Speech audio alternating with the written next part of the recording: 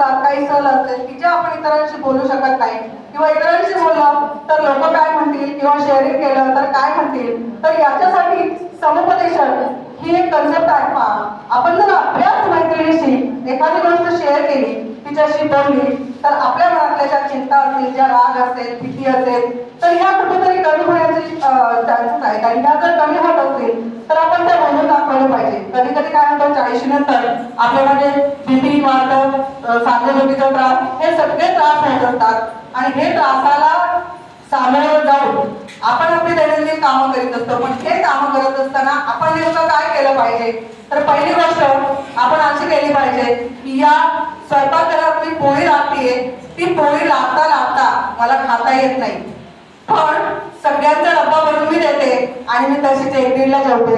तर ते 1:30ला न जेवता आपण सकाळी सकाळी जेव्हा आपण मुलांचा डब्बा भरतोय, जेव्हा आपण इतरांना डब्बा भरून देतोय, तेवढा 2-4 दाणे शेंगादाणे, 2-4 दाणे बेदाणे माझ्या तोंडामध्ये पडले पाहिजेत. कारण का, तर मला दिवसभर काम करायचंय, मला दिवसभर शेतात उभं राहायचंय, मला दिवसभर टीचिंगला उभं राहायचंय, मला नर्सिंगचं काम करायचंय, मला डॉक्टरचे पेशंट चेक करायचे. हे सगळं करत असताना आपण आपली जी जबाबदारी आहे ती समर्थपणे पेलली पाहिजे.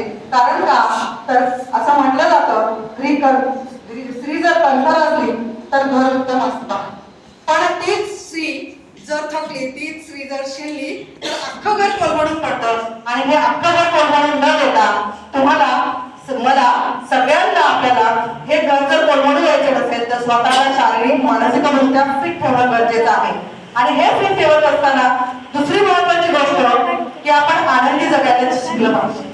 आनंदी जगायला शिकलं पाहिजे म्हणजे नेमकं काय, की कधी कधी असं होतं की दिवसभर मी शेतात काम केलंय, मी खूप थकली आहे आणि मी खूप थकल्यानंतर एक सिच्युएशन अशी येते की आपण चक्कर येऊन खाली पडतो की काय, अशी अवस्था असते. आणि अशा वेळेस काय करायचंय, तर आपणच स्वतःला धीर द्यायचाय, खोल श्वास घ्यायचाय, सावकाश बाहेर सोडायचाय, खोल श्वास घ्यायचाय, सावकाश बाहेर सोडायचाय.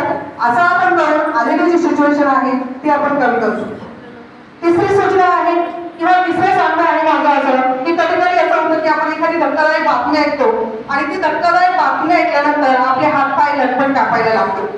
मग हातपाय जर लटपट कापले तर नकळतपणे आपल्यामध्ये शारीरिक लक्षणं निर्माण होतात, बीपी वाढतं, शुगर हाय होते आणि हे लक्षणं निर्माण होतात. तर अशा वेळेस आपण स्वतःला स्टेबल करणं, बातमी आपल्याला समजली ती दुःखदायक बातमी आहे, पण ही स्टेबल करण्याची जबाबदारी ही आपली आहे आणि ते आपणच करू शकतो. कारण का, तर ती बातमी ऐकून माझ्यामध्ये जर बीपीची लक्षणं निर्माण झाली, शुगरची लक्षणं निर्माण झाली, तर मलाच डॉक्टरकडे नेण्याची वेळ येते. कधी कधी असा प्रसंग आपल्या आयुष्यामध्ये निर्माण होतो. तर बोलू न देता आपण तिथं आपल्याला स्टेबल होणं गरजेचं आहे.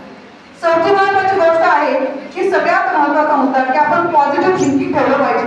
प्रत्येक गोष्टीमध्ये जर आपण पॉझिटिव्ह थिंकिंग ठेवलं तर गोष्टी पॉझिटिव्ह होत जातात. सकारात्मक विचार जर आपण एखाद्या गोष्टीबद्दल केला तर तो सकारात्मक विचार आपल्या मनामध्ये, ब्रेनमध्ये त्याच्या वेव्ह तशा पद्धतीने तयार होतात आणि सकारात्मक पद्धतीने आपलं शरीर त्याला साथ द्यायला लागतं. आणि म्हणून प्रत्येक गोष्टीकडे आपण सकारात्मकतेने पाहिलं पाहिजे.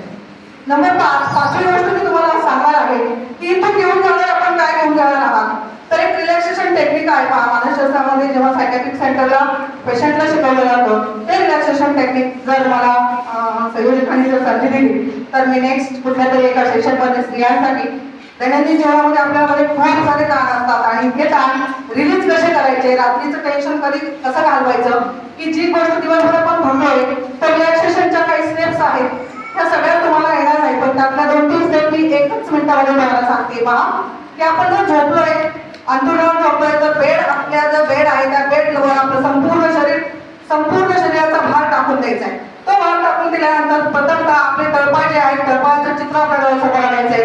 दिवसभर आलेला जो माझा कामाचा थकवा आहे तो थकवा त्यातनं हळूहळू कमी होतोय अशा आपण स्वतःला सूचना द्यायच्या. पाठीचे स्नायू असतील, तुमच्या पायांचे स्नायू असतील आणि सगळ्यात महत्त्वाचं की डोक्याचा भाग, जेव्हा डोक्याच्या भागावर तुम्ही याल, तुमचं संपूर्ण शरीर रिलॅक्स झालेलं असेल आणि त्यावेळेस स्वतःला सगळ्या पॉझिटिव्ह सूचना द्यायच्या की मी सकाळी लवकर उठणार आहे, माझ्याकडून सर्व कामं होणार आहेत, मला कुठलाच बीपीचा त्रास होणार नाही, मला शुगरचा त्रास होणार नाही, किंवा आणखी माझ्या कुठल्या ज्या काही व्याधी असतील त्या पूर्ण नाहीशा झालेल्या आहेत, अशा स्वतःला सूचना द्यायच्या. सावकाश डाव्या अंगावर व्हायचंय आणि सावकाश उठून बसायचंय. ही जर क्रिया तुम्ही केली 1-2 मिनिटांमध्ये तर खूप सुंदर रिलॅक्सेशन तुम्हाला होईल.